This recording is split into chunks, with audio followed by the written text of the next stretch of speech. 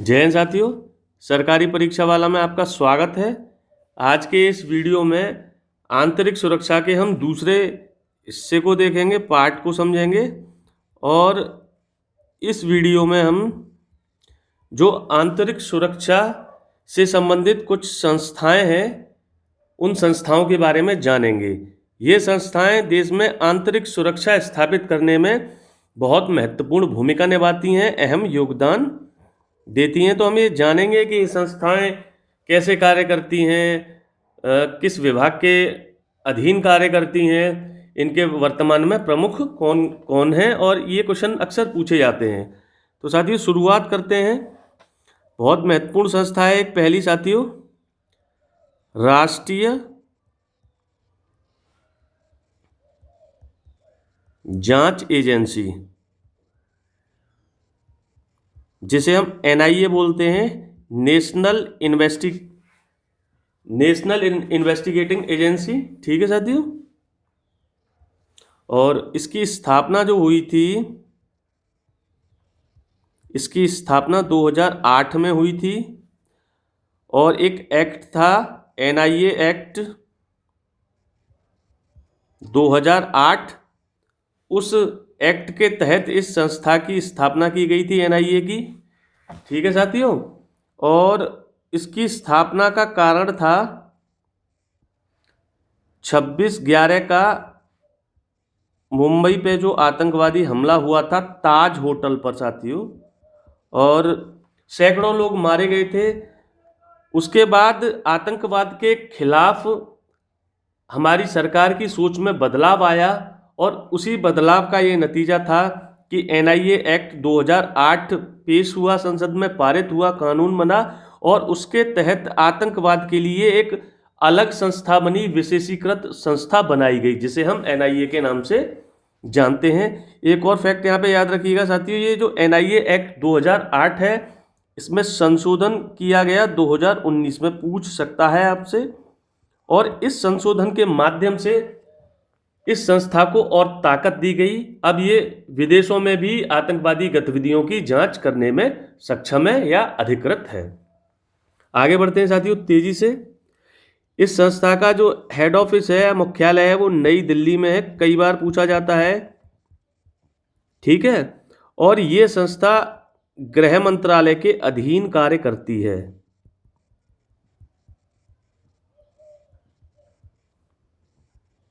के अधीन कार्य करती है। वर्तमान में हमारे गृह मंत्री कौन है, याद रखिएगा, अमित शाह जी हैं साथियों। आप मुझे बताएंगे कि कमेंट में बताएंगे कि हमारे जो गृह सचिव है वो कौन है इस समय। ठीक है साथियों।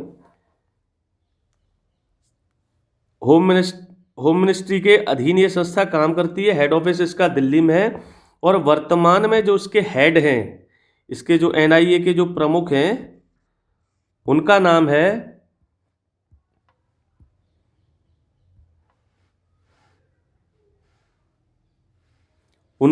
श्री सदानंद वसंत डाटे। लिखिएगा जरूर साथियों, नोट डाउन करिएगा, ये निश्चित तौर पर पूछा जा सकता है, पूछे जाने की संभावना है। अभी आपने पहलगांव में जो आतंकवादी हमला हुआ था, अगर उस ड्यूरेशन की अगर आप कुछ न्यूज़ें या मीडिया रिपोर्टिंग्स देख लेते हैं तो आपको पूरा समझ में आ जाएगा कि जब टेररिस्ट अटैक हुआ था उसके कुछ समय बाद ही एनआईए वहाँ पे पहुँचती है, पूरी अपनी इन्वेस्टिगेशन करती है, और उसके बाद हमारे होम मिनिस्टर अमित शाह जी अगले दिन वहाँ पे पहुँचते हैं। ध्यान रखिएगा, आतंकवाद के मामलों के लिए सबसे महत्वपूर्ण जो संस्था है जांच करने वाली, वो राष्ट्रीय जांच एजेंसी है, एनआईए है। उसके फैक्ट्स ये हैं, और अभी उसके जो हेड हैं वो ये हैं, श्री सदानंद वसंत डाटे जी। आगे बढ़ते हैं साथियों। एक और महत्वपूर्ण संस्था है इंटेलिजेंस ब्यूरो, जिसे हम आईबी के नाम से जानते हैं साथियों। ठीक है। इसकी जो स्थापना हुई थी, आप 1987 में वो सॉरी 87 में हुई थी। ध्यान रखिएगा, ये औपनिवेशिक शासन के दौरान बनाई गई संस्था थी। कांग्रेस 1985 में बनी थी, उसके लगभग 2 साल बाद बनाई गई थी।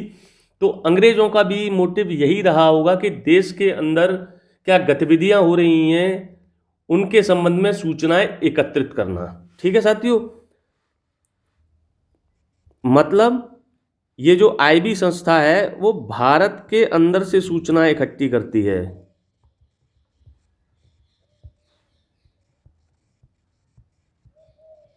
सूचनाएं एकत्रित करती है, यानी कि इसका जो कार्य क्षेत्र है ना वो भारत की ज्योग्राफिकल बाउंड्रीज हैं।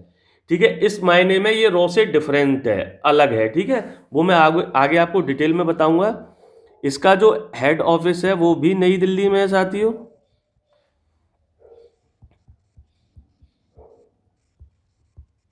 ठीक है, अभी जो इसके हेड हैं या प्रमुख हैं, नोट डाउन करिएगा, ये इसके प्रमुख हैं तपन कुमार,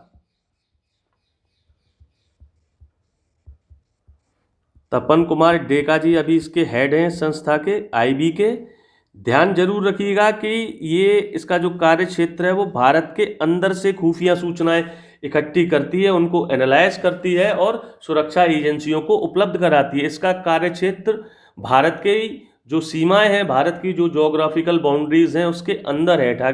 ठीक है साथियों, यानी कि देश के अंदर से ये खुफिया सूचनाएं या जानकारी इकट्ठा करती है और सरकार को या अन्य सुरक्षा एजेंसियों को उपलब्ध कराती है, और ये भी गृह मंत्रालय के अधीन काम करती है,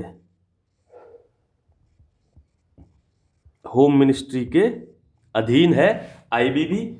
1987 में बनी थी। ध्यान रखिएगा, आपसे क्वेश्चन इस तरीके से भी पूछा जा सकता है, और इसको जो ये मतलब भारत की सबसे पुरानी खुफिया एजेंसी है, संस्था है। ऐसे भी क्वेश्चन पूछा जा सकता है कि भारत की सबसे पुरानी खुफिया एजेंसी कौन सी है, तो वो इंटेलिजेंस ब्यूरो है। ये ऐसे क्वेश्चन पूछा जा सकता है कि कौन सी खुफिया एजेंसी अंग्रेजों के शासनकाल के दौरान बनाई गई थी। ठीक है साथियों, रॉ से ये इसी मामले में अलग है, डिफरेंट है। मैं बता रहा हूं आपको, रॉ को समझाऊंगा पूरा। ठीक है, अगली जो आंतरिक सुरक्षा से संबंधित खुफिया एजेंसी है वो रॉ है साथियों। इसकी फुल फॉर्म है, ये भी पूछी जा सकती है छोटे एग्जाम्स में। तो 10th और 12th लेवल के एग्जाम में रिसर्च एंड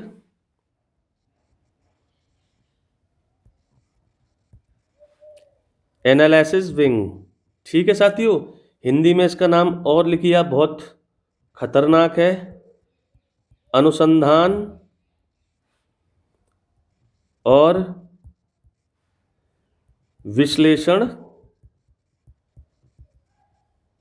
शाखा। रिसर्च और एनालाइजिंग विंग। ठीक है, रिसर्च करेगी, सूचनाएं जो इकट्ठा करेगी और उनको फिर एनालाइज करेगी, और जो सुरक्षा में लगी हुई एजेंसियां हैं, संस्थाएं, उनको उपलब्ध कराएगी। ठीक है साथियों, इसकी जो स्थापना हुई थी, इसकी स्थापना 1968 में हुई थी, आईबी 87 में हुई थी, और इसकी स्थापना करने वाले एक व्यक्ति थे, उनका नाम जरूर याद रखिएगा। स्थापना करने वाले एक व्यक्ति थे, उनका नाम है, जरूर याद रखिएगा, RN काओ। ठीक है साथियों, इस नाम को आप याद रखिएगा, RN काओ जी। इन्होंने रॉ की स्थापना की थी। ठीक है साथियों, आगे बढ़ते हैं। इसका जो हेड ऑफिस है रॉ का, वो न्यू दिल्ली में है, नई दिल्ली में है। आगे बढ़ते हैं। इसका जो कार्य क्षेत्र है या अधिकार क्षेत्र, इसका अधिकार क्षेत्र भारत के बाहर, भारत की जो ज्योग्राफिकल बाउंड्रीज है उनके बाहर, भारत के पड़ोसी देशों में, साउथ एशिया में, साउथ ईस्ट एशिया में, साउथ वेस्ट एशिया में, या और किसी देश में आतंकवाद के बारे में क्या स्थिति चल रही है, कहीं ऐसा तो नहीं कि अफगानिस्तान या पाकिस्तान से जो टेररिस्ट ऑर्गेनाइजेशन ऑपरेट होते हैं वो भारत में कुछ योजना बना रहे हों, तो ये ऐसी सूचनाओं को इकट्ठी करती है और हमारी सरकार को उपलब्ध कराती है। इन फीडबैक्स के आधार पर, इन सूचनाओं के आधार पर ही सरकार अपनी जो सुरक्षा बाउंड्रीज हैं, जो सुरक्षा घेरा है, उसको लगातार अपडेट करती रहती है, बदलती रहती है और उसको और मजबूत करती रहती है। तो मैं बेसिकली बस आपको इतना बताना चाहता हूँ कि आईबी और रॉ में ये डिफरेंस है कि जहाँ आईबी भारत की सीमाओं के अंदर से खुफिया सूचनाएं इकट्ठा करती है और ये बाहर से इकट्ठा करती है। ठीक है साथियों, एक और डिफरेंस मैं बता रहा हूँ, जहाँ आईबी आपकी गृह मंत्रालय के अधीन थी, ये पीएमओ के अधीन होती है। पीएमओ मतलब प्राइम मिनिस्टर ऑफिस, प्रधानमंत्री कार्यालय के अधीन होती है। एक डिफरेंस है और यही एकमात्र ऐसी संस्था है साथियों जो सुरक्षा एजेंसी है जिसको जो डायरेक्ट पीएमओ के कंट्रोल में है, या पीएमओ जिसको नियंत्रित करता है, और ये संस्था पीएमओ के प्रति जवाबदेह है। इसके जो हेड हैं वर्तमान में, ये भी आप याद रखिएगा जरूर, प्रमुख इसके पराग जैन जी हैं। ठीक है साथियों, ऐसे याद कर सकते हैं आप। आर.एन. काव जी का नाम जरूर याद रखिएगा। ये जरूर याद रखिएगा कि ये पीएमओ के अधीन कार्य करती है। जो रॉ है वो पीएमओ के अधीन कार्य करती है और इसका कार्यक्षेत्र भारत के बाहर है, भारत के पड़ोसी देश हो गए या फिर भारत के बाहर पूरी दुनिया इसका कार्यक्षेत्र हो गया। ठीक है, आगे बढ़ते हैं तेजी से साथियों। अगली एक संस्था है सीआरपीएफ। ठीक है, इसको हम बोलते हैं केंद्रीय रिजर्व पुलिस बल, सेंट्रल रिजर्व पुलिस फोर्स। ये है एक अर्धसैनिक बल। ठीक है, लेकिन इसके नाम के पीछे पुलिस बल आ रहा है, ध्यान रखिए, सेंट्रल रिजर्व पुलिस फोर्स। ठीक है, इसकी स्थापना 1939 लगभग सेकेंड वर्ल्ड वॉर के आसपास हुई थी। ठीक है साथियों, इसका नाम बदला गया है, इसका नाम बदला गया है 1949 में, ध्यान रखिएगा, बहुत महत्वपूर्ण है। इसका पहले जो नाम था वो नाम था क्राउन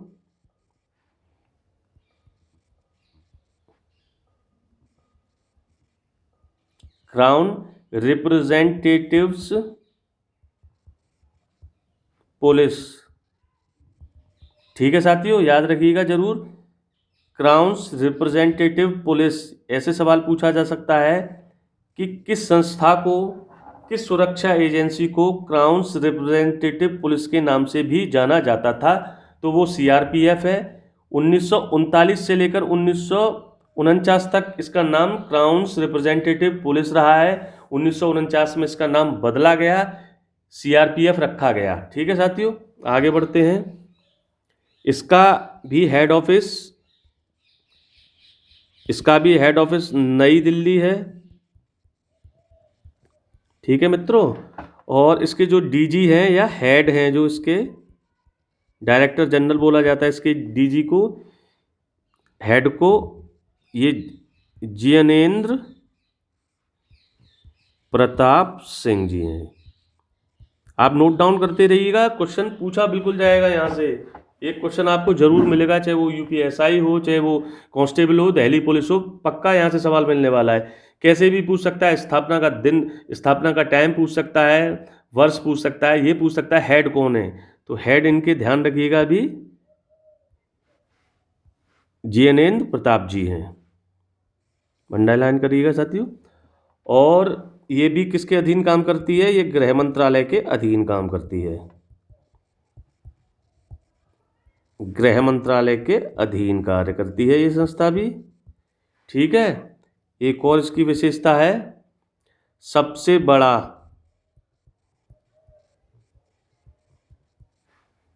केंद्रीय अर्धसैनिक बल है।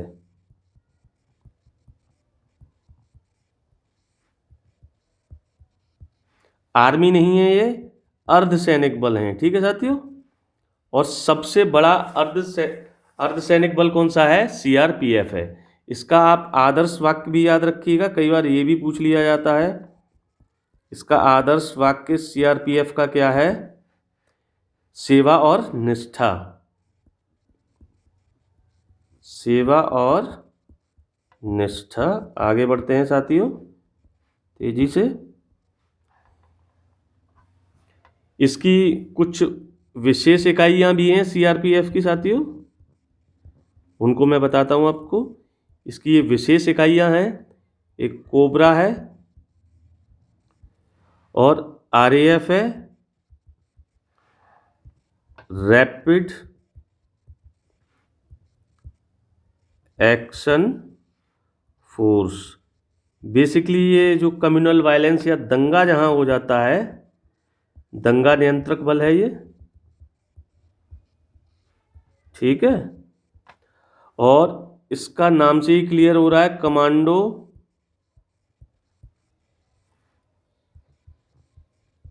Battalion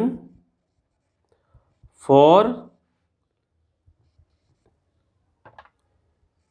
resolute action. ठीक है। दोनों इसकी विशेष इकाइयां हैं, याद रखिएगा। और इसका मुख्य उद्देश्य होता है नक्सल विरोधी कमांडो यूनिट है ये। ठीक है साथियों। आज आप ये देखिए कि जो सीआरपीएफ है, इसका मुख्यतः उद्देश्य नक्सल विरोधी ऑपरेशन में इसका इस्तेमाल किया जाता है, या नक्सलवाद को रोकना इसका आज मुख्य कार्य रह गया है या है। ठीक है साथियों, ध्यान रखिएगा सारी चीज़ें, इनको जरूर याद रखिएगा कि सीआरपीएफ की जो विशेष इकाइयां हैं वो क्या क्या हैं। आरएएफ है, कोबरा नक्सल विरोधी कमांडो यूनिट है, और ये दंगा को नियंत्रित करने के लिए इसका यूज इस्तेमाल आरएएफ का हम करते हैं। आगे बढ़ते हैं तेजी से साथियों। एनएसजी देखते हैं। एनएसजी नेशनल सिक्योरिटी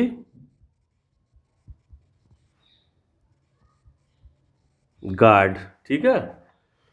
इसको हम ब्लैक कैट कमांडो भी बोलते हैं।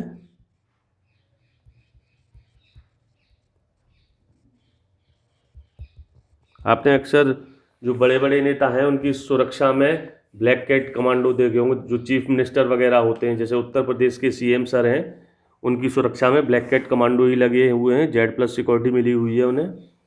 ठीक है। और इसका मुख्य कार्य एंटी टेरर ऑपरेशन। ठीक है साथियों। अभी समझते हैं पूरी डिटेल। इसकी स्थापना हुई थी 1984 में। ठीक है। और इसकी स्थापना का जो कारण था वो operation blue star. Operation blue star जब खत्म हो गया था, उसके बाद इसकी स्थापना की गई थी 1984 में। सरकार को कुछ ऐसा लग रहा था कि ऑपरेशन ब्लू स्टार के बाद कुछ आतंकवादी गतिविधियां हमारे देश में बढ़ सकती हैं, आंतरिक सुरक्षा के सामने चुनौती पेश हो सकती है। इसलिए उन्होंने एक स्पेशल विंग बनाई, नेशनल सिक्योरिटी गार्ड, जिसका मुख्य उद्देश्य ही था ये कि जो आतंकवादी घटनाएं होती हैं, आतंकवाद के खिलाफ जो ऑपरेशन संचालित किए जाते हैं, वो एनएसजी ही संचालित करता है। उसमें एनएसजी के कमांडो ही जाते हैं।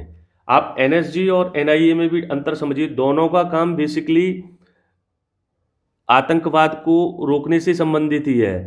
अगर कोई टेररिस्ट एक्टिविटी हो रही है मौके पे, ठीक है, उसको रोकने के लिए एनएसजी जाएगी। जैसे कि 2008 में जब बम्बई पे अटैक हुआ था और इस अटैक की सूचना मिली थी, तब एनएसजी गई थी। उससे संबंधित जो जांच होती है, कौन सा केमिकल यूज़ हुआ है, इसमें क्या स्ट्रेटजी अपनाई है, वो एनआईए करती है। लेकिन मौके पे जब टेररिस्ट एक्टिविटी हो रही होती है तो उसको टैकल करने के लिए एनएसजी कमांडोज जाते हैं। ठीक है साथियों, आगे बढ़ते हैं। ये भी गृह मंत्रालय के अधीन है, होम मिनिस्ट्री के अधीन है, के अधीन संस्था है ये। और इसका जो स्ट्रक्चर है या इसकी जो संरचना है उसको हम समझ लेते हैं। एक इसका सैग है इसका हिस्सा, और एक एसआरजी है। ठीक है, स्पेशल एक्शन ग्रुप है ये, और इसका उद्देश्य है आतंकवाद विरोधी ऑपरेशन। ठीक है, स्पेशल रेंजर ग्रुप है ये, स्पेशल रेंजर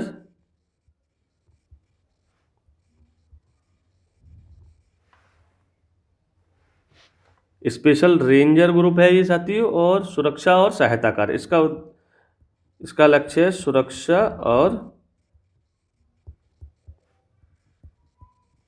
सहायता कार्य। ठीक है साथियों, ऐसे पूछा जा सकता है आपसे कि जो पहले तो यही पूछा जा सकता है कि सैग है उसकी फुल फॉर्म क्या है, एसआरजी की फुल फॉर्म क्या है, और ये किसका हिस्सा है। तो ध्यान रखना पड़ेगा ये एनएसजी का हिस्सा है।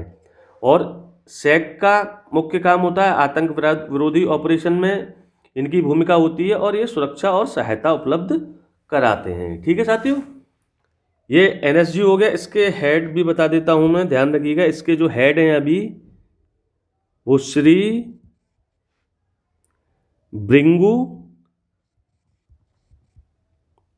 भृगु श्रीनिवासन। ठीक है दोस्तों, याद रखिएगा ये इसके वर्तमान में हेड हैं, पूछा जा सकता है। श्री भृगु श्रीनिवासन जी एनएसजी के प्रमुख है। एनएसजी का मुख्य उद्देश्य आतंकवाद से निपटना है।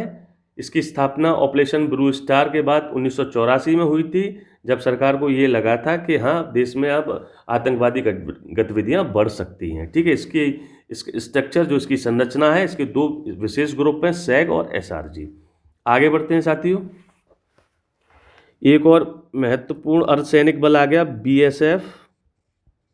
ठीक है साथियों, इसको बॉर्डर सिक्योरिटी फोर्स बोला जाता है, या इसको बोलते हैं हम सीमा सुरक्षा बल, बॉर्डर सिक्योरिटी फोर्स।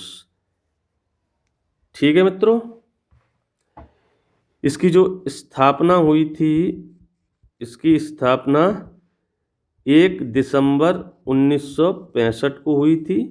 ठीक है, आप आसानी से इसका अंदाज़ा लगा सकते हैं क्यों बनाई गई होगी। 1965 में इंडिया और पाकिस्तान का युद्ध हुआ था, और इस युद्ध के बाद सीमा सुरक्षा को मजबूत करने के लिए इसकी स्थापना हुई थी। भारत पाक युद्ध 1965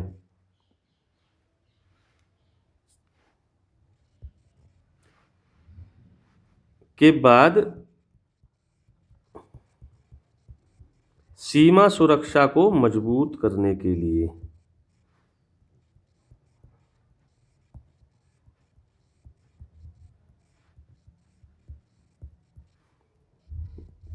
ध्यान रखिएगा, ये 1965 का वार है। अभी तक बांग्लादेश नहीं बना था, बांग्लादेश 1971 में बना था। तेजी से चलते हैं साथियों। इसका हेड ऑफिस कहाँ है? इसका हेड ऑफिस नई दिल्ली में है। ठीक है, ये भी गृह मंत्रालय के अधीन है।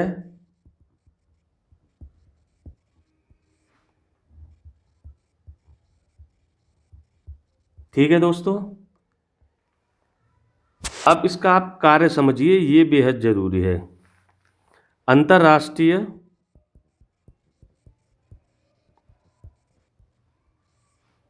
सीमा की सुरक्षा,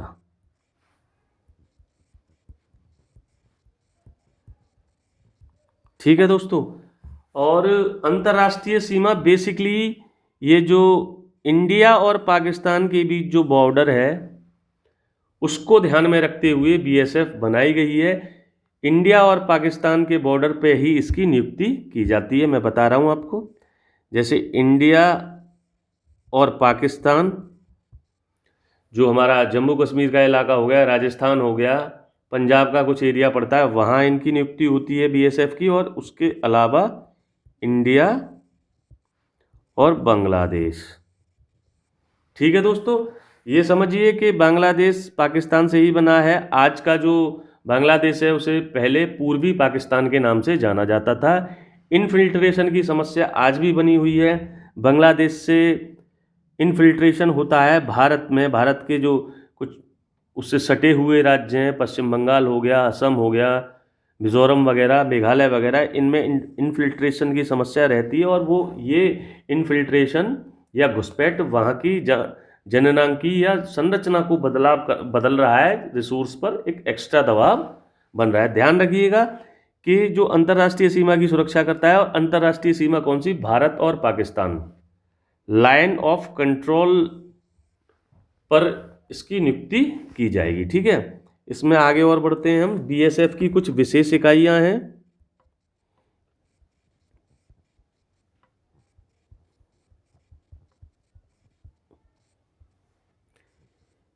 बीएसएफ की कुछ विशेष इकाइयां हैं साथियों। ठीक है, सबसे पहली देखिए कैमिल कॉन्टिजेंट। ठीक है, ये आप समझ सकते हैं, ये राजस्थान की सीमा पे इसकी तैनाती होगी। ऐसे याद रख सकते हैं कि ऊंट जो है राजस्थान में पाया जाता है, पाया गुजरात में भी जाता है, लेकिन मुख्य तौर पर राजस्थान। दूसरी है वाटर विंग इसकी। ठीक है साथियों, ये नदी हुई या समुद्री सीमा, वहाँ पर नियुक्ति होगी इनकी या इनको लगाया जाएगा सुरक्षा के लिए। एयर विंग, ठीक है, हेलीकॉप्टर सपोर्ट के लिए।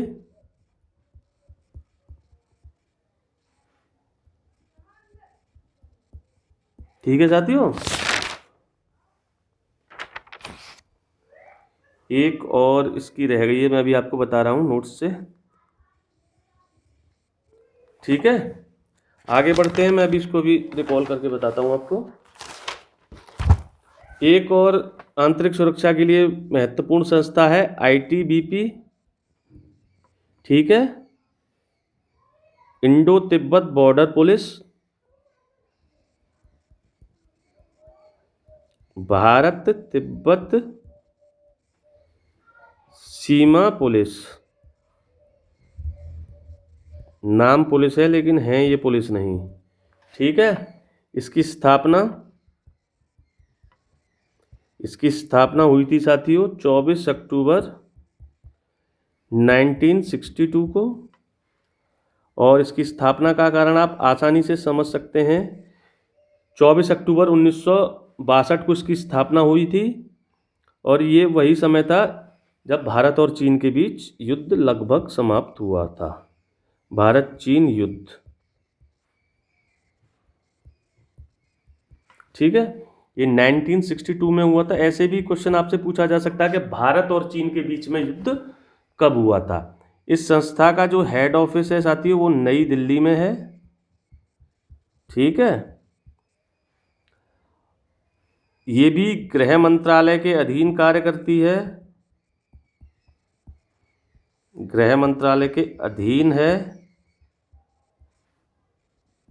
ठीक है, और इसकी जो तैनाती है वो होगी आपकी भारत चीन सीमा पर। भारत चीन सीमा पर, जिसको हम एलएसी बोलते हैं, लाइन ऑफ एक्चुअल कंट्रोल। ध्यान रखिएगा, बीएसएफ की जो तैनाती होती है, बीएसएफ के जवानों की जो नियुक्ति होती है वो एलओसी पे होती है। यानी कि भारत और पाकिस्तान के बीच का जो बॉर्डर है, जो लाइन है, जो रेखा है, उसे हम लाइन ऑफ कंट्रोल बोलते हैं, लेकिन भारत और चीन के बीच सीमा बनाने वाली रेखा को हम LAC बोलते हैं, लाइन ऑफ एक्चुअल कंट्रोल बोलते हैं, मैकमोहन लाइन भी बोला जाता है। ठीक है साथियों, ध्यान रखिएगा कि जब इंडिया और चाइना के बीच युद्ध हुआ उसके बाद हमारी सरकार को ये महसूस हुआ कि एक अलग से एक एजेंसी बनाई जाए, एक संस्था बनाई जाए जो बेसिकली इसी बॉर्डर की सुरक्षा को देखेगी। ठीक है, और ये संस्था बनाएगी। इसका आदर्श वाक्य आप देखिए, इसका आदर्श वाक्य है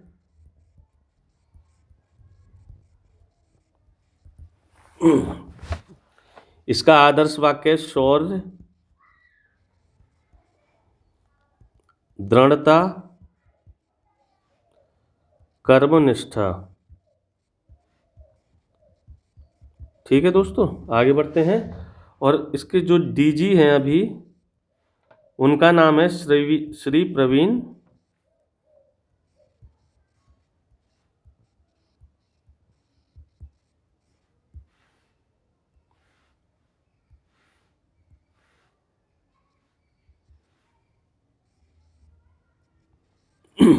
ठीक है साथियों, DG हैं इसके श्री प्रवीण कुमार जी, पूरा याद रखिएगा।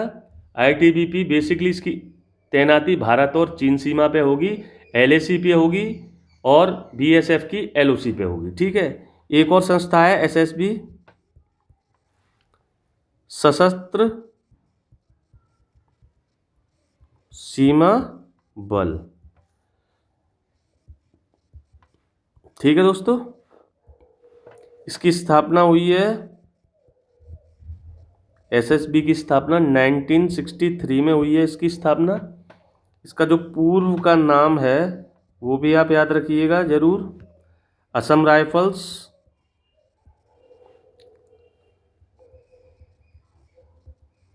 असम राइफल्स के एक हिस्से के रूप में इसकी स्थापना हुई थी।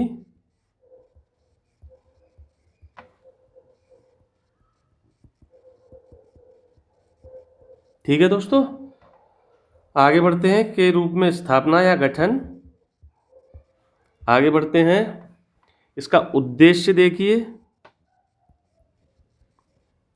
इसका उद्देश्य है भारत नेपाल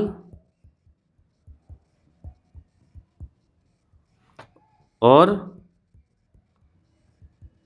भारत भूटान सीमाओं की सुरक्षा। ठीक है, ध्यान रखिएगा, जो सशस्त्र सीमा बल है उसका उद्देश्य है भारत नेपाल और भूटान की जो बॉर्डर एरियाज हैं वहां पर भारत की सुरक्षा या आंतरिक सुरक्षा का ध्यान रखना जिम्मेदारी। ठीक है, इसका जो हेड ऑफिस है वो नई दिल्ली में है, ये भी होम मिनिस्ट्री के अधीन कार्य करती है संस्था। ठीक है, इसका आदर्श वाक्य ध्यान रखिएगा जरूर, कुछ भी पूछा जा सकता है, सीमा सुरक्षा हमारा कर्तव्य। आप ऐसे याद कर सकते हैं, सशस्त्र सीमा बल है तो सीमा सुरक्षा हमारा कर्तव्य। ठीक है मित्रों, आगे बढ़ते हैं, एक और संस्था है आज के लिए अंतिम रखते हैं इसे, CISF, केंद्रीय औद्योगिक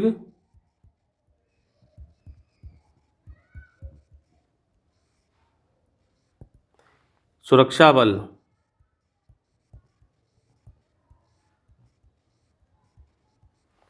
केंद्रीय औद्योगिक सुरक्षा बल,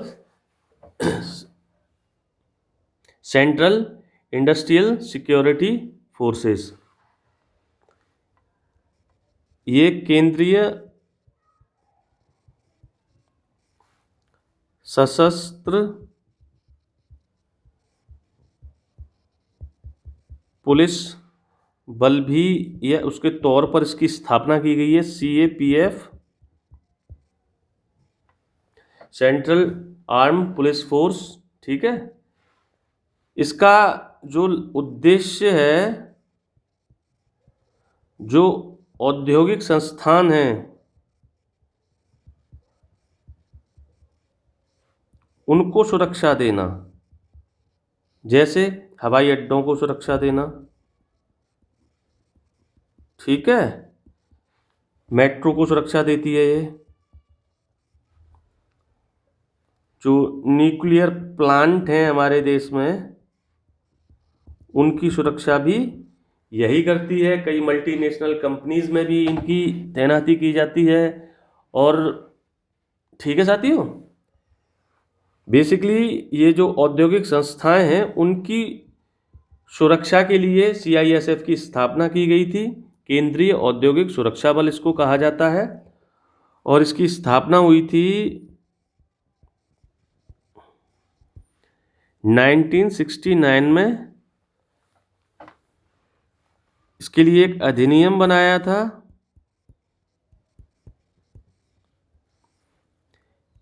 CISF एक्ट 1968। ध्यान रखिएगा, कभी भी पूछा, कैसे भी पूछा जा सकता है कि CISF एक्ट 1968 का है, और इस एक्ट के तहत ही CISF की स्थापना कब हुई है? 1969 में हुई है, ठीक है। इसका हेड ऑफिस कहाँ है? इसका हेड ऑफिस भी नई दिल्ली है, और ये भी होम मिनिस्ट्री के अधीन है। और इसके हेड या DG जो हैं वो वर्तमान में है श्री प्रवीर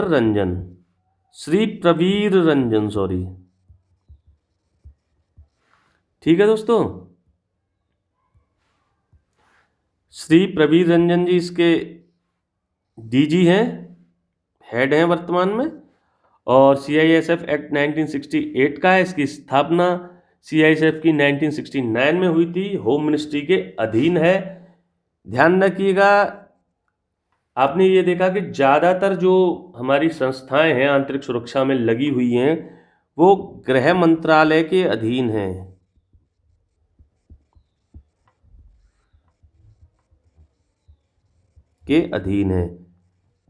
ठीक है। दो हमारी खुफिया एजेंसियां हैं, एक है आपकी रॉ और एक है आपकी IB, ठीक है। इसमें IB होम मिनिस्ट्री के अधीन है, ठीक है। ये PMO के अधीन है या डायरेक्टली प्रधानमंत्री के नियंत्रण में कार्य करती है। और डिफरेंस मैं बता चुका हूँ आपको, ये देश के बाहर खुफिया सूचना इकट्ठी करेगी, ये देश के अंदर सूचनाएं इकट्ठी करेगी। उसके बाद जैसे जैसे जो युद्ध हुए हैं, ठीक है साथियों, उन युद्धों के बाद या आंतरिक अशांति के बाद भी हमने संस्थाएं बनाई हैं आंतरिक सुरक्षा को मजबूत करने के लिए। ये आपको याद रखने के लिए मददगार साबित होगा। जैसे कि ऑपरेशन ब्लू स्टार 1984 में हुआ, ठीक है। एक सेपरेटिस्ट आंदोलन था, खालिस्तानी आंदोलन, उसकी वजह से ऑपरेशन ब्लू स्टार भारत सरकार को करना पड़ा। दुर्भाग्यपूर्ण घटना थी, लेकिन फिर भी देश की एकता और अखंडता को बनाए रखने के लिए सरकार ने बहुत सख्त और मजबूत कदम उठाया, ठीक है। उसके बाद सरकार को ये एहसास हुआ कि ऐसा हो सकता है कि देश में इसके बाद आतंकवादी घटनाएं बढ़ें, तो उन्होंने NSG की स्थापना कर दी 1984 में, ठीक है साथियों। आप ये देखिए कि 1965 में हमारा एक युद्ध हुआ था, ठीक है, भारत पाकिस्तान से, ठीक है। यहीं BSF की स्थापना की है, ठीक है दोस्तों। 1962 में एक बार भारत और चीन के बीच हुआ है, ठीक है, इंडिया और चाइना के बीच एक युद्ध हुआ है, तो हमने एक संस्था बना दी ITBP, आप ऐसे याद रख सकते हैं, ठीक है साथियों। और 1969 में हमने CISF बनाई। इंडस्ट्रियलाइजेशन हो रहा था और PSUs बन रहे थे, तो मुख्य तौर पर इसी के आसपास ये सारी गतिविधियां हो रही थी और ये संस्थाएं बनाई गई हैं, ठीक है दोस्तों। आज के वीडियो में इतना ही रखते हैं। उम्मीद करता हूँ ये वीडियो आपको पसंद आएगा। ज़्यादा से ज़्यादा लोगों तक शेयर करिएगा, कमेंट करिएगा और मैंने आपसे पूछा था, उसको कमेंट में बताइएगा कि अभी गृह मंत्रालय के सचिव कौन हैं। जय हिंद साथियों।